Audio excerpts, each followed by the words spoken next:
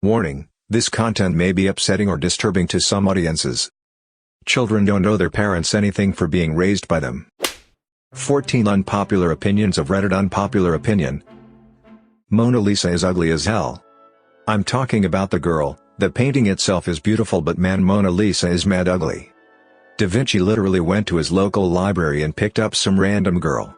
I'm sorry, but you 1600s hoes are mad ugly. Defaming a historical figure for their blatant racism is stupid. If you were around during the 19th century, you'd be just as racist as anyone else.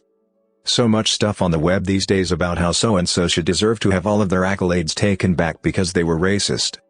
No, really, they were racist? When slavery was common, racism was casual. It's just how things were.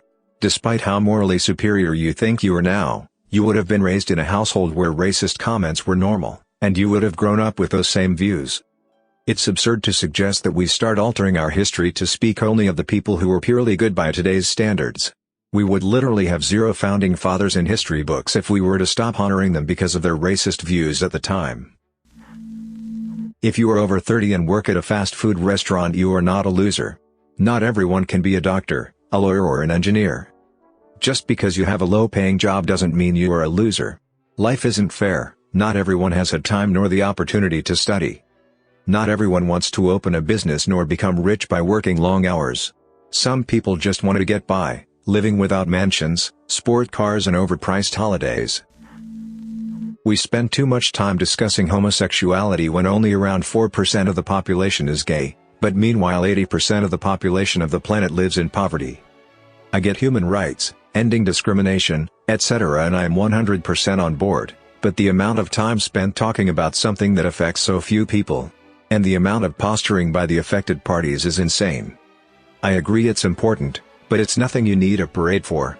There are way bigger issues that get very little traction, such as the number of people living in poverty, even in the most developed nations. Why is that? Is it that the issues that affect huge percentages are too difficult to address? Is it that no one in Hollywood is poor, but a disproportionate number are gay, so there is no platform for poverty? Is the feeling that poverty is a choice? Why don't we have parades for teachers or people who are working to better the world for much larger percentages of the population? Disclaimer: I know it's been a long, hard fight for basic human dignity for homosexual people. I don't debate that, and I have tremendous respect for those people who suffered and continue to suffer for this cause. Not only respect, but gratitude. The world as a whole is definitely better because of their sacrifices. But still, telling people who have severe facial deformities that they're beautiful is disingenuous, patronizing, dishonest, and self-congratulatory. There's a YouTuber named Nikki Lily who does music and makeup videos on YouTube. Her face is deformed. If you go to the comments section of any of her videos, you see hundreds or thousands of comments that are telling her how beautiful she is. There are rarely any other kind of comments as far as I can tell. Now, this kind of strikes me as similar to telling an overweight woman that she is skinny. By no societal standards in the world that I can imagine would this girl be considered physically beautiful. She has a condition that causes her to have a severe and grotesque deformity on half of her face. She doesn't deserve to be bullied for this, of course. But I think the millions of fans she has and these thousands of comments are no coincidence. I think her appearance is the reason for her popularity, and so people view her as a freak show, just of a different kind. People flock to her channel since they see her as a freak show, but they just leave patronizing comments telling her how beautiful she is so they and everyone who upvotes them can feel good about themselves. I see this as extremely strange behavior. It's almost as if Nikki is some sort of moral well from which people can draw in order to feel good about themselves and others, to have an unspoken, massive communal back-patting party in the comments about how good they are as people. Her videos have thousands or tens of thousands of comments. People know the creator of the video will probably not see the comments, however they do know that other people will. That's why they leave these comments. This is a bizarre new kind of phenomenon, and while I'm always happy for a fellow YouTuber getting attention on their channel, I don't think this is a good kind of attention. I think it's actually a very disingenuous and off-putting kind of trend. It leaves me feeling very dirty and confused about the nature of social media. It wouldn't be so bad if the comments were just normal, mildly supportive or even constructive comments, but these comments are really exaggerated. All caps, dozens of heart emojis, lots of exclamation points. It's almost as if they're trying to one-up each other for who can be the most overwhelmingly supportive and saccharine with their comments. It's actually kind of disgusting. I don't even know if we have words for this kind of behavior, since this is kind of a new phenomenon. Really, I just feel sorry for this girl. I wonder if she understands what's going on. Reddit has become the place where the childhood bullied become the bullies. Let me explain. The Reddit community is the most condescending trash I have ever seen. They constantly put others down to bolster their own insecurities. Subs like r/trashy serve this exact purpose of we're better than them. Now for my title. In high schools of old, maybe 5 to 10 years ago, nerds, geeks, and just non-popular people would be bullied. Most of these people now make their way onto Reddit. The majority of people here are extremely critical of intelligence to the point where it could be considered bullying. You get one thing wrong, they will pounce onto you and just shut everything you have to say with "you are not smart, remember when you said this." One of the biggest targets is the general populace, who are heavily subject to the superior Redditors. This is just used to treat their insecurities and saying we are special and different, right? We're smart. No, you're not. You're literally a clone of every neckbeard Redditor on the site. Ellen DeGeneres is severely overrated. First of all, Ellen is not a funny comedian. People always say she's one of the funniest people on television, and that's simply not true. Her show is literally made for American housewives to watch during the daytime, and that's it. It's just her scaring celebrities plus criticizing and embarrassing people younger than 25 for no reason, plus subtle racism towards Asian guests, plus talking about herself and a little talking with the guests themselves. That's not to say she's a 100% horrible person, but saying she's overrated would still be an understatement. Just because you can sing a popular song at half speed in a breathy voice whilst slowly strumming a guitar doesn't mean you're talented. No, I don't want to buy your crappy CD of covers. Now get out my way so I can shop in peace. I swear people slowly singing pop songs in public with an acoustic guitar is this decade's version of the pan flute epidemic. People are brainwashed into thinking a 40-hour, 5-day work week is an appropriate amount of time to spend working. The government and society want to keep us working and spending as much as possible, so obviously they can tax us all along the way. The amount people work to spend their money on the useless stuff they don't need is, in my opinion, unbearable. Especially to anyone doing hard labor work. People wake up and prepare for work all day often until the sun goes down, and by the time they are done washing up and feeding themselves, you literally have 1 or 2 hours of time each day to spend by yourselves.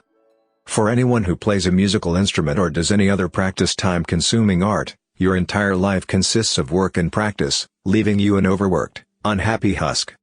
If there is anyone considering a life of minimalism and less work, I strongly advocate for it.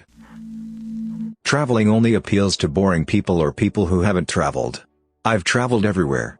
The UK, Germany, France, India, Bangladesh, about half of the US, including California, Las Vegas, New York, Minneapolis, Tennessee, Hawaii, you get the idea. Not once have I ever felt, yeah, I'm experiencing something I couldn't back at home.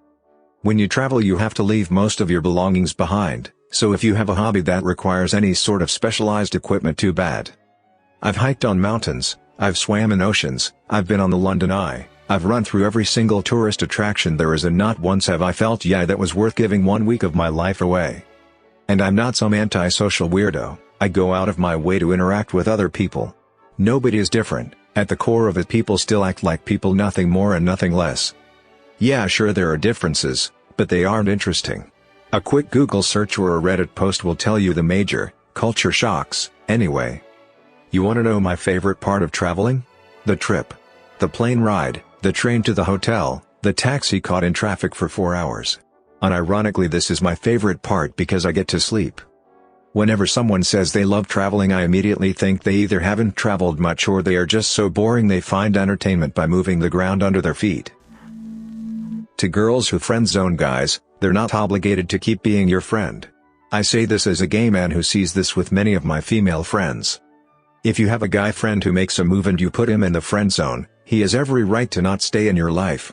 Some guys want to date you, plain and simple. These guys probably had a crush on you from the start and pursued you in the hopes of a romantic relationship. These guys listened to your problems, took interest in your day, and cared about your needs to show you they can be a good partner. But it's not the same as a platonic friendship. If you friend zone a guy like this, he will do one of two things. Stick around with either the hopes you'll change your mind, super common, or because he feels he can quickly move on and be genuine friends, rare. Not talk to you again because he doesn't want to hear about you seeing other guys or hear about your boy problems.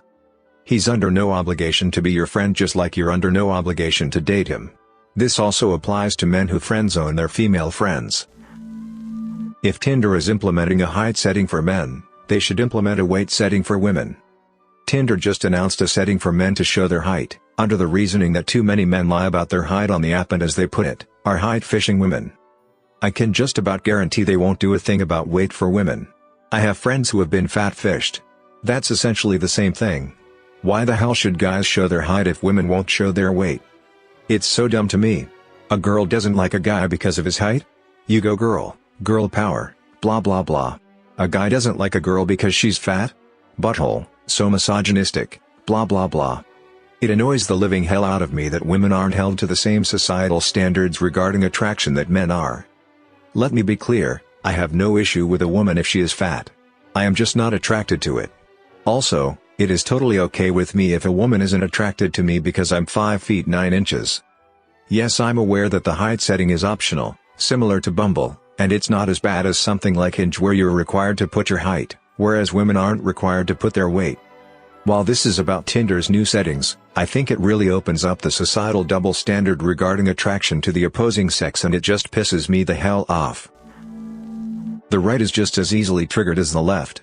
I will probably be downvoted for this since this sub is dominated by right-wingers venting their opinions, but for the record I am conservative myself.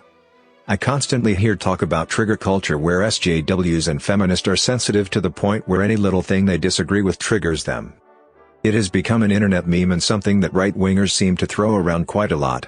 Yet these same right-wingers go into an absolute trigger meltdown due to a silly Gillette commercial. The backlash to that commercial has pretty much been as big as the backlash to that black kid in a monkey sweater H&M picture. I just find it funny that many of the same people who talk about triggered SJWs can handle a Gillette commercial. If someone tells you "I'll pray for you" with sincerity, and you respond with a rude comment about religion, you're an a-hole. While I'm not sure just how unpopular this opinion is, I'm putting it in this sub because I've seen it happen so many times recently. Don't get me wrong, there are some exceptions to this rule. If someone has the ability to help with something, but doesn't want to get off their butt, but still wants brownie points for helping and so they pull the "I'll pray" card, then yes, they are the a-hole. But that is why I added with sincerity. If they can't help, if there's nothing they can do, all they can do is appeal to the highest power they know. If you don't believe in their God, or a God at all, that's totally fine. But don't be rude about it. Children don't owe their parents anything for being raised by them. A lot of people I've talked to think that they are owed by their children for raising them.